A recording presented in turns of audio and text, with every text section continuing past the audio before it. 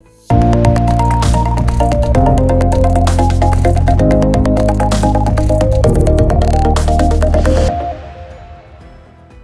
everyone and welcome to IFS platform.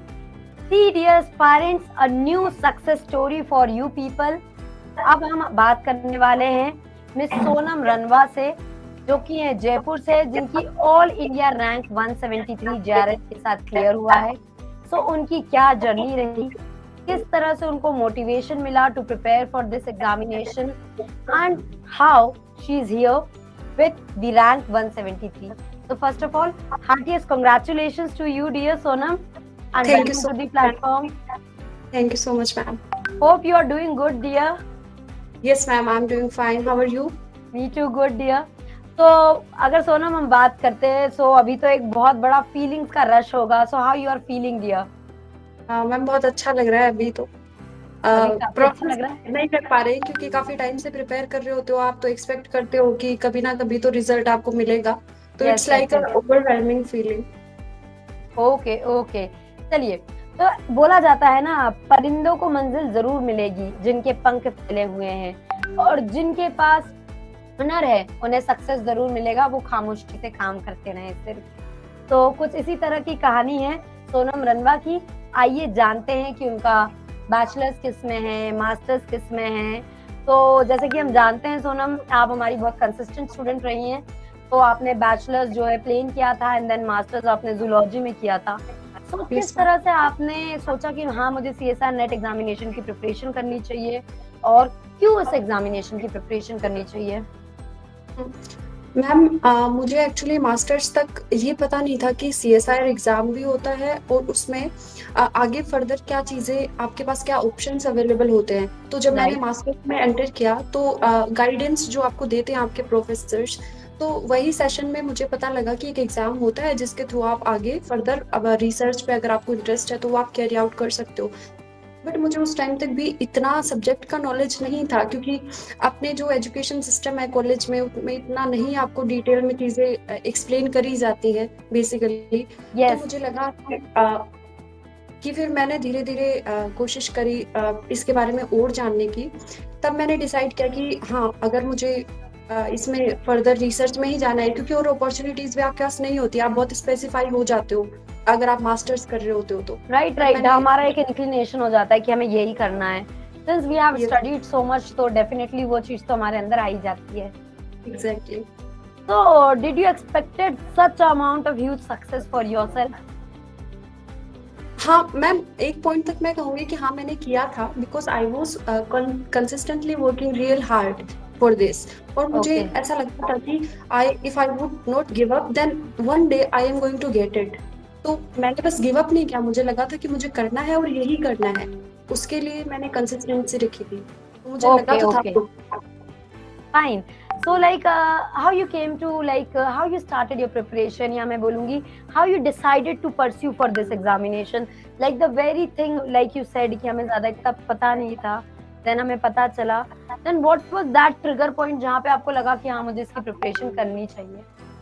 Ma'am जब मैं थोड़ा पढ़ती थी तो मुझे सेल बायोलॉजी में इंटरेस्ट था, तो मुझे पहले समझ में नहीं आता था. बट जैसे जैसे थोड़ा पढ़ना शुरू किया तो सेल सिग्नलिंग को मैंने जब पढ़ा तो मुझे एक बार के लिए ऐसे आपको यकीन नहीं होता है कि सच में चीजें इतनी वो फैसिनेटिंग सी होती है.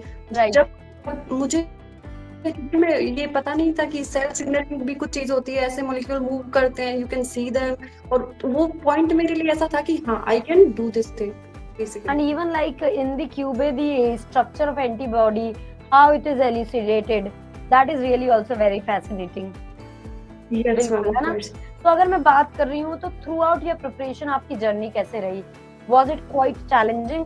And didn't you got a thought कि I can self prepare and something like that? Ma'am actually when I self prepared तो मुझे ऐसा रिजल्ट जो है वो डिजायर्ड वो मिला नहीं था मुझे. तब मुझे IFS के मैंने देखे, यूट्यूब पे काफी वीडियोस मैंने देखे, तब मुझे लगा कि आई शुड जॉइन इट. और फिर वो कोविड का जो टाइम था वो काफी डिप्रेसिंग था इन इटसेल्फ. तब उसके बाद जैसे ही वो एक बार के लिए रेस्ट्रिक्शन हटे और ऑफलाइन जो है कोचिंग शुरू हुई जोधपुर में, तो मैंने बस मन बना लिया था कि anyhow I need to enrol myself for that course. तो वहां से मैंने ये शुरू किया था. Okay, okay, like you got that कि नहीं, नहीं अभी तो करना है, अब तो कुछ तो करना है, आगे बढ़ना है। तो यस सी मैम। लाइक अगर मैं बात कर रही हूँ तो you were a regular student right? तो आपको पूरे करिकुलम में क्या बेस्ट लगा कि हाँ, इससे मुझे मेरी प्रिपरेशन को बूस्ट अप मिला है। मैं खुद से पढ़ रही थी, तो वो एक अलग बात थी। मैं अभी इनके साथ पढ़ रही हूँ, तो ये एक अलग बात है। हुँ। मैम पहली चीज़ तो जो रेगुलर क्लासेस होती हैं, उनमें कोई भी बीच में ब्रेक नहीं है, ऐसा कि आपको ऑफ मिलेगा संडे का भी, संडे को भी टेस्ट प्लान होते हैं। तो एक पूरा जो सिस्टम है, वो इतना अपने आप में डिसिप्लिन्ड है कि आपको लगता है कि हाँ, you have to do it every day. आपको उसमें कुछ आप उसके साथ में वो नहीं कर सकते, मतलब डिसऑनेस्टी नहीं रख सकते हो आप अपने प्रिपरेशन के साथ में। यस, तो यस। वो जो है वो मेक श्योर करते हैं कि आप रेगुलर सैटरडे तक क्लासेस अटेंड करो और फिर संडे को टेस्ट दो, और फिर संडे को टेस्ट देने के बाद आपका डिस्कशन भी तुरंत हो जाता है। तो वो भी ये सब चीज़ें हैं जो बहुत अच्छे से आपको उसी ट्रैक पे रखती है through out the 6 months journey. सही सही बात है। लाइक हम एक सिस्टम में बन जाते हैं और उस सिस्टम के साथ-साथ हम अपने गोल की तरफ स्टेप बाय स्टेप बढ़ते जाते हैं। तो सी लाइक अगर हम बोलते हैं success is not ultimate, you have a long run to go. So basically what are your future plans और what you are aspiring to do? Future, ma'am, I'm thinking to pursue research. I am looking for institutions to enroll myself for PhD. And उसके बाद में मेरा थोड़ा सा inclination है towards Indian forest service, तो I am looking forward for that also. Okay, okay. तो basically अगर मैं बात करती हूँ तो रिसर्च की तरफ हमारा एक इंक्लिनेशन होना, वो भी रिसर्च के साथ-साथ लाइक अगर हम लार्जर स्केल पे बात करते हैं, तो हम एक पीएचडी कर रहे हैं, एक पोस्ट डॉक कर रहे हैं, तो डोंट यू थिंक अगर कभी आपको ऐसा लगता है कि नहीं, नहीं मैं थक गई हूँ? और do you enjoy it? Ma'am, if you understand the things, then you enjoy it. If you don't understand, na, then you get tired sometimes. See, yes, that's most important thing. If you are passionate about everything, it is nothing. You can sit, you can study, you can apply your knowledge, and definitely you can get results. Because opportunities are not given, they are created. It is very rightly said that also. And whatever you are doing, do give your best shot. Definitely you will succeed. तो अगर मैं बात कर रही हूँ तो ये तो सही बात है, आपने बहुत अच्छी बात बोली कि be passionate about what you are doing. But मैं बोलती हूँ हम कितना भी मोटिवेटेड रह ले सोनम, कभी ना कभी तो लोज आते हैं ना, वेयर वी फील लाइक यार आज लेक्चर नहीं हो पाया और समथिंग नहीं हो पाया।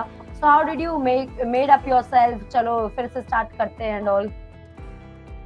मैम इट इज लाइक कि कुछ थोड़ा बाहर जाओ, इधर उधर घूम लो और थोड़ा कुछ देख लो यूट्यूब पे कुछ भी। मैं तो देखती थी थोड़े मोटिवेशन के वीडियो जो हैं वो ये यूपीएससी के लिए डॉक्टर विकास दिव्यकीर्ति सर बहुत फेमस हैं, उनके छोटे छोटे शॉर्ट क्लिप्स आते हैं जिनमें वो लाइफ लेसन्स देते हैं। Okay. तो वो थोड़े देख लेते थे तो ऐसे लगता था कि ठीक है हमारे रेफरेंस में नहीं है, but at the end of the day आप जो भी प्रिपेयर कर रहे हो उसके लिए वो आपको उस तरफ लेके जाते हैं, तो थोड़ा होता है ऐसे।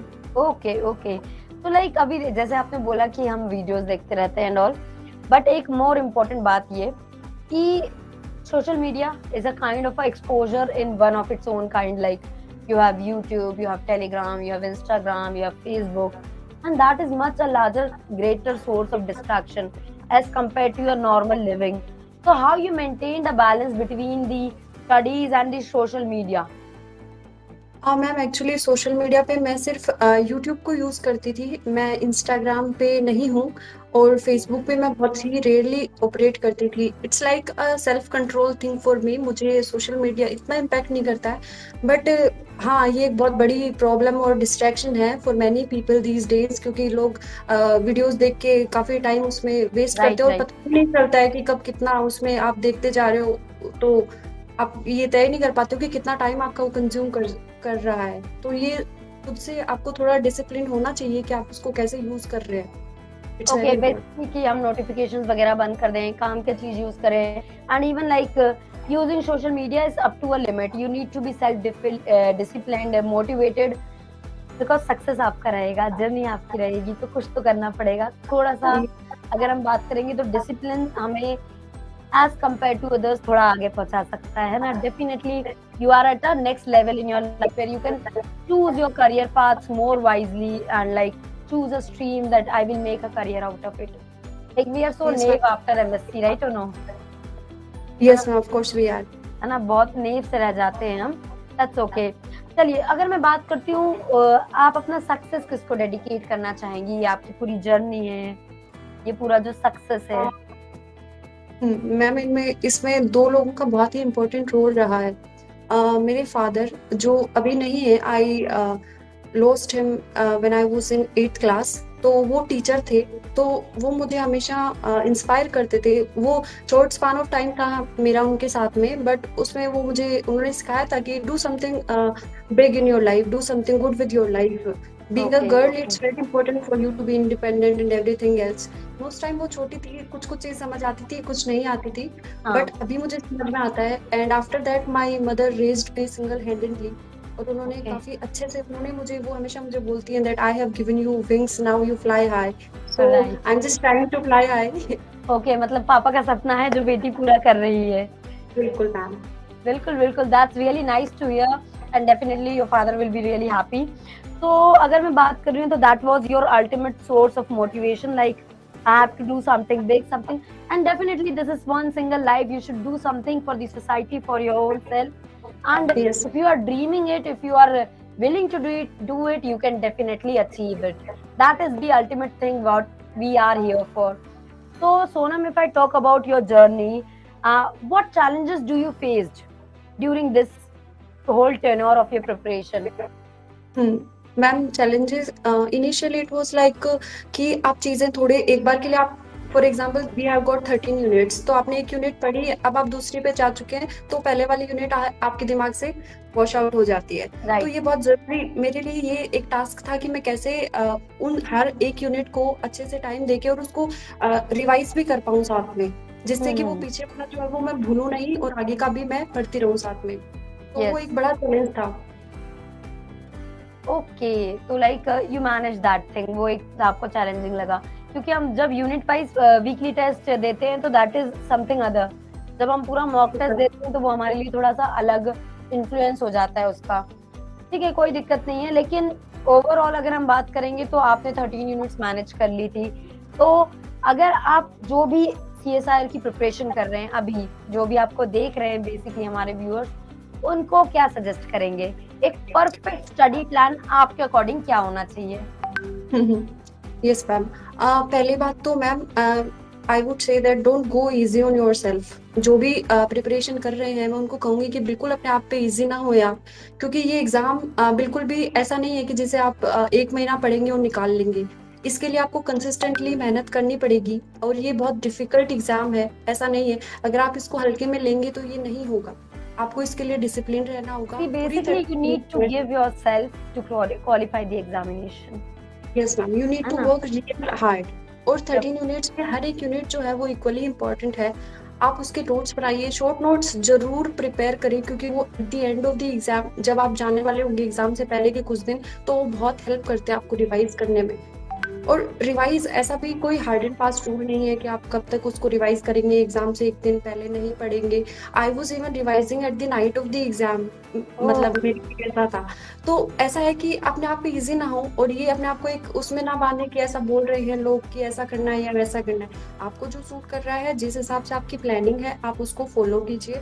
हर एक यूनिट को इक्वल टाइम देना है, इक्वली उसको तैयार करना है, उसके शॉर्ट नोट्स प्रिपेयर करने हैं। और प्रीवियस ईयर के क्वेश्चंस जो हैं वो बहुत ज़्यादा इंपॉर्टेंट है, आपको वो सारे ही सॉल्व करने चाहिए, क्योंकि मैंने इस बार प्रीवियस ईयर के क्वेश्चंस सब मैंने सॉल्व किए थे और वो मुझे लगा कि बहुत ज़्यादा मेरे लिए हेल्पफुल था। वो एक चीज़ जो हमेशा से मिसिंग थी मेरी प्रिपरेशन में, वो मैंने इस बार एड ऑन करी थी और उसने मुझे बहुत हेल्प की। And definitely the result is yours.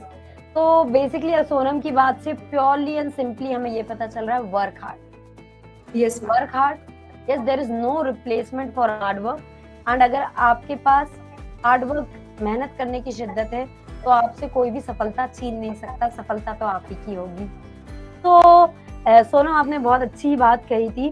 Sonam, like अगर मैं बात कर रही हूँ तो आपने जब अपना बैचलर्स किया, जब अपने मास्टर्स किया, और इवन आप खुद का एक सपना था कि हाँ पापा जी जो बोलते हैं वो हमें परस्यू करना है, उस तरह से मैं भी इस सेक्टर में जा सकती हूँ। तो you have chose CSIR net, ठीक है, बट कुछ स्टूडेंट्स में एक डिलेमा होता है ना कि क्यों करना है। है ना? तो जब एक डिलेमा रहता है कि मास्टर्स के बारे में बाद जैसे इवन आपके जो भी क्लासमेट्स होंगे उनमें भी एक डिलेमा होगा कि मैं कर पाऊँगा या नहीं, मुझसे हो पाएगा या नहीं। तो क्या ये इश्यूज़ आपने भी फेस किए थे कि एक सेल्फ डाउट वाला इश्यू आ जाता है ना कि हाँ, होगा या नहीं? Yes ma'am, each and every single day ma'am this exam go through my veins. हाँ, मुझे ऐसा लगता था कि ये बहुत डिफिकल्ट एग्जाम है, बहुत डिफिकल्ट एग्जाम है, पता नहीं होगा या नहीं होगा। बट सिर्फ एक चीज है कि आप गिव अप नहीं कर सकते। अगर आपने किसी चीज को शुरू किया है तो take it to the end. आप अपनी तरफ से एटलीस्ट 100% अपनी कोशिश कीजिए। उसके बाद रिजल्ट जो होगा वो अपने आप पे, आप उसको कंट्रोल नहीं कर सकते हो, बट आपके एफर्ट जो है वो बिल्कुल कम नहीं होने चाहिए। एंड अगर अगर एफर्ट्स 100% है तो रिज़ल्ट भी मिलेगा ही मिलेगा, वो उसे कोई नहीं रोक सकता है। बिल्कुल मैम। यस, तो बिकॉज़ आपको दिख रहा है डेडिकेशन, एफर्ट, सोनम ने जैसे प्रिपरेशन करा, जिस तरह से उनकी जर्नी रही, उसी तरह से अगर आप समय देकर, डेडिकेटेड टाइम देकर अगर प्रिपरेशन करेंगे तो definitely exam is like a easy cake. I am not saying it's a roller coaster, it will be definitely, but still you can manage it, ठीक है? एंड हर एक चैलेंज को आपको सेलिब्रेट करना होगा, है ना? जो भी अपकमिंग चैलेंजेस है, इट इज पॉसिबल लाइक मुझे बायोकेमिस्ट्री बहुत पसंद है बट मुझको एनिमल फिजियोलॉजी नहीं पसंद है। सो लाइक अगर मैं बात करती हूँ तो you are from a core subject of zoology, तो was it yes ma'am. really very challenging for you to prepare the applied and the methods part, और like ऐसा कोई funny incidents जिसको आपको लगता था कि नहीं applied और methods तो मैं कर ही लूंगी? So I was asking you कि like you are from a zoology background, so zoology तो आप prepare कर लोगे, development हो, animal physiology हो, but how you prepared the others? How you prepared the others? Like applied हो, methods हो? Ma'am IFS में जैसे हमको हर एक यूनिट को पढ़ाया जाता है, वो अपने आप में इतना सफिशिएंट है कि वो बेसिक से शुरू किया है। तो अगर आपको कुछ नहीं भी आता है तो आप उसको अच्छे से मैनेज कर लेंगे, क्योंकि वो बेसिक से लेकर के एडवांस पूरा लेवल कवर किया जाता है। तो कोई डिफिकल्टी ऐसा होती नहीं है कि आपको वो चीजें समझ में नहीं आएंगी। टीचर्स जो होते हैं वो मेक श्योर करते हैं कि आप हर एक चीज को समझ लें। Okay, okay dear. सो चलिए, ये तो आपके साथ एक बहुत ही अच्छा इंटरैक्टिव सेशन रहा एंड डेफिनिटली हमारे स्टूडेंट्स को भी बहुत अच्छा लगा होगा, and it's really nice to interact with our students जिनने 1 टू 1 हमसे पढ़ा है, एंड आज हमारी जो उनका सक्सेस है उतनी ही खुशी जितनी उन्हें हो रही है उतनी हमें पूरी आईएफएस टीम को हो रही है। So heartiest congratulations to you Sonam, and what are your some few words for our viewers, for the aspirants जो CSIR नेट की प्रिपरेशन कर रहे हैं? Ma'am, words are like कि don't give up. If you have planned for something, try to do achieve it. Because life is very short and very unpredictable. और आपके पास एक ही life है. You never know if there is another life or not. So work hard for your goals, because it's not going to be easy after that. Right. Life is very hard. So work hard so that you can Okay. just So settle. basically thank you so much Sonam. So एक interview से इस जो भी live interaction से हमें एक बात तो क्लियर हो जाती है कि हार्ड वर्क का कोई रिप्लेसमेंट नहीं है, आप करते जाइए, सक्सेस अल्टीमेट है। And thank you so much Sonam, thank you so much for giving your time, and यहाँ पर हम रुकते हैं। Stay tune to IFS. Thank you so much everyone and happy learning. Thank you so much, ma'am.